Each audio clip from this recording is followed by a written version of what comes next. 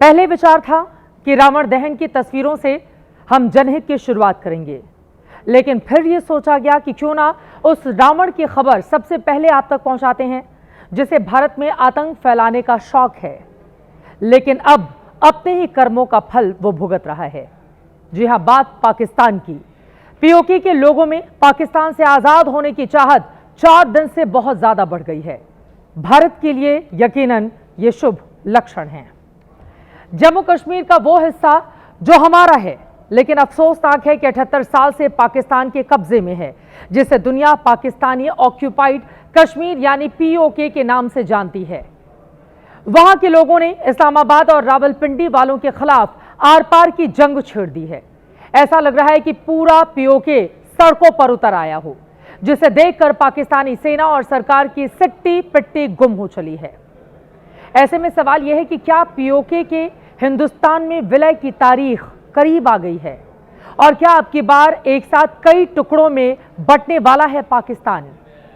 पूरी खबर विस्तार से दिखाएंगे, लेकिन अभी आज पीओके से आई सबसे नई तस्वीर आपके सामने रखते हैं, जहां पाकिस्तानी सेना के दमन से आजिज लोगों का सब्र जवाब दे चुका है। ऐसे में अब वो हिसाब बराबर करने के लिए सड़कों पर उतर आए हैं। पीओके के कोने कोने से लोग मुजफ्फराबाद कूच कर रहे हैं, जिन्हें रोकने के लिए पाकिस्तानी फौज सरेआम लोगों को गोलियों से भून रही है, ताकि दहशत पैदा की जा सके, लोगों को डराया जा सके, उन्हें मुजफ्फराबाद पहुंचने से रोका जा सके। लेकिन बेसब्र आवाम है कि सीने में गोली खाकर भी अब की बार पाकिस्तान के चंगुल से किसी भी कीमत पर आजाद होने की जंग लड़ने पर उतारू है। अब आपके सामने पीओके से आई 4 तस्वीरें रखते हैं। पहली तस्वीर उस जन सैलाब की है जो अब हर कीमत पर पीओके से पाकिस्तान का टैग हटाना चाहता है। ऐसे में चप्पे चप्पे से लोग इस्लामाबाद में बैठी शहबाज शरीफ और आसिम मुनीर की सरकार को अंतिम चेतावनी देने मुजफ्फराबाद पहुंच रहे हैं। यह सिलसिला 29 सितंबर को ही शुरू हुआ था, जिसे रोकने के लिए पाकिस्तान की फौज ने हर हथकंडे अपनाए, जमकर गोलियां चलाई, लोगों के सीने में गोलियां मारी गईं, लेकिन लोग फिर भी नहीं रुके। प्रदर्शनकारियों को पकड़ पकड़ कर जेल में डाला गया। जेलें कम पड़ गईं, लेकिन पीओके वालों के हौसले कम नहीं हुए। पाकिस्तान के दमन चक्र में सिर्फ 24 घंटे में ही 18 लोगों की मौत हो चुकी है, सैकड़ों लोग घायल हैं। बावजूद इसके पीओके के लोग कदम पीछे खींचने को तैयार नहीं। वो इस बार एक एक जुल्म का जवाब चाहते हैं।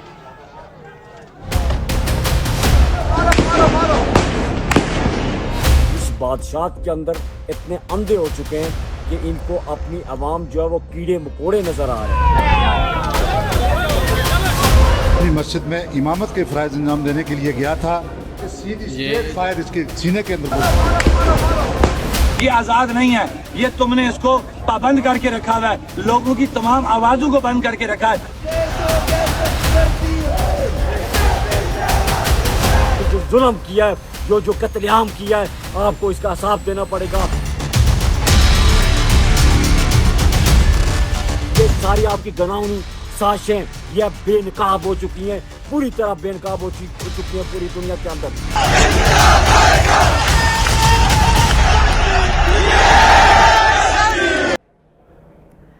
पीओके लगातार उबल रहा है। यहां के लोग 1947 से ही घुट घुट कर जीने को मजबूर हैं। ऐसे में रह रहकर यहां के लोगों का आक्रोश फूटता है, लेकिन इस बार पीओके वाले निर्णायक लड़ाई के मूड में हैं। ऐसे में वो नौजवान जिन्हें अब तक पाकिस्तान फिदायीन आतंकवादी की तरह इस्तेमाल करता था, वो सभी के सभी सड़कों पर उतर आए हैं। नौजवान बाइक पर सवार होकर मुजफ्फराबाद पहुंच रहे हैं, जहां रास्ते में इनका भरपूर स्वागत भी किया जा रहा है। पीओके की आवाम इस बार अपनी 38 मांगों में से एक पर भी झुकने को तैयार नहीं है। इनमें सबसे अहम मांगे हैं आटे और बिजली की सब्सिडी यानी रियायती दामों में इनकी आपूर्ति, टैक्स में राहत और विकास परियोजनाएं।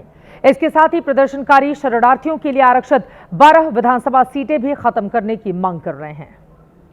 लेकिन इन मांगों पर विचार करने की बजाय पाकिस्तानी सेना और सरकार ने एक बार फिर जुल्म सितम का रास्ता अख्तियार कर लिया है। लोगों की आवाज दबाने के लिए मुनीर एंड कंपनी को पीओके के लोगों के सीने में गोली मारने का फरमान दिया गया है।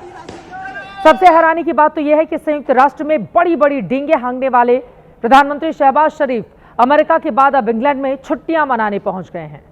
पीओके के लोगों की आवाज दबाने के लिए फोन और इंटरनेट वहां पर बंद रखे गए हैं। पीओके में पत्रकारों की एंट्री पर भी पाबंदी लगा दी गई है ताकि यहां का सच दुनिया को पता न चल पाए। पीओके के लोग सबसे ज्यादा पाकिस्तानी सेना से आक्रोशित हैं, जो उन्हें बरसों बरस से आतंकी औजार के रूप में इस्तेमाल करती आई है। आपको सुनाते हैं कैसे मुनीर आर्मी के खिलाफ पीओके में जबरदस्त नारेबाजी हो रही है।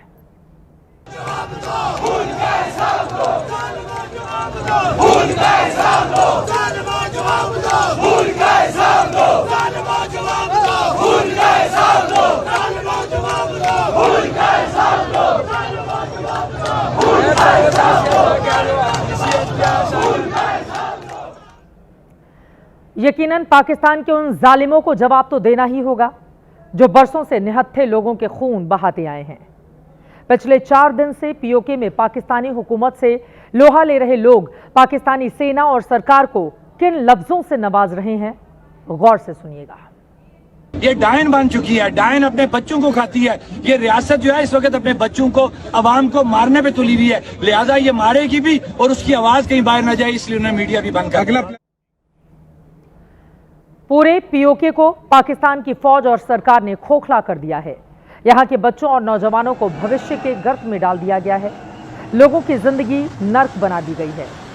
ऐसे में अब पीओके के लोग भी करो या मरो पर आमादा हैं। आलम यह है कि आधी रात के वक्त भी लोगों का हुजूम सड़कों पर उतर आता है। ये सारे लोग मुजफ्फराबाद पहुंचकर इस्लामाबाद तक अपनी आवाज को पहुंचाने की जद्दोजहद में जुटे हुए हैं। पीओके भारत का अभिन्न अंग है, जिसे आज नहीं तो कल वापस आना ही है।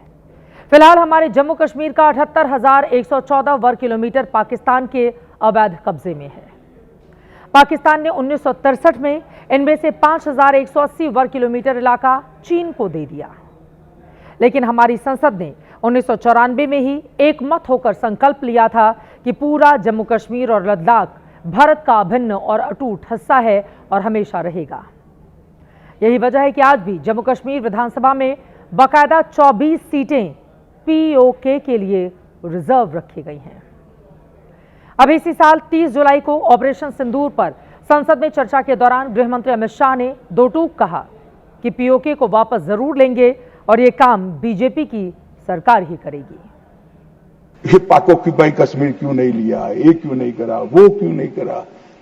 पहले तो वो सोचते थे कि कुछ ही नहीं होगा, हो गया तो ये क्यों नहीं हुआ।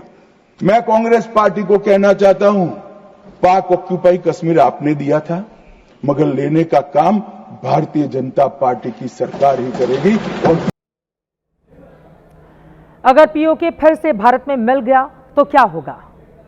तो जिस दिन ये हुआ उस दिन जम्मू कश्मीर से हमेशा के लिए अलगाववाद, चरमपंथ, आतंकवाद और देश विरोधी गतिविधियां खत्म हो जाएंगी, क्योंकि तब कश्मीर विवाद का भी हमेशा हमेशा के लिए अंत हो जाएगा। जिस दिन पीओके भारत में फिर से मिल जाएगा उस दिन पाकिस्तान और चीन में सीधा सरहदी संपर्क भी खत्म हो जाएगा।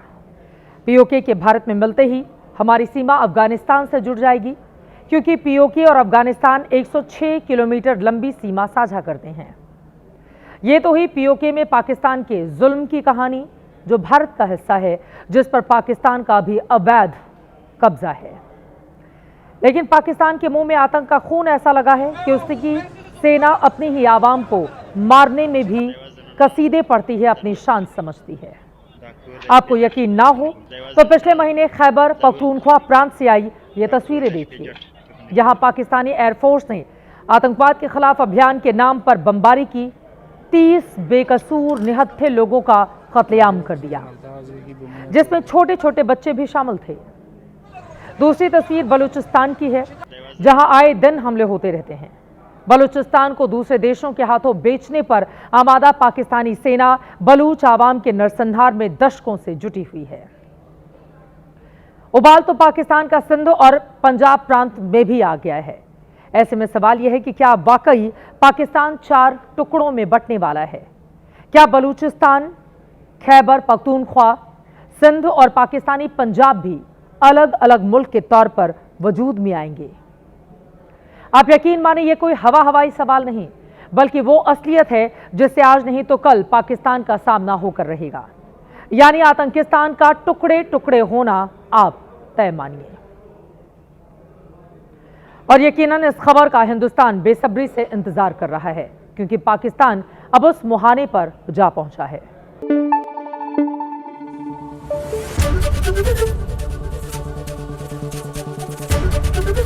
एबीपी न्यूज आपको रखे आगे।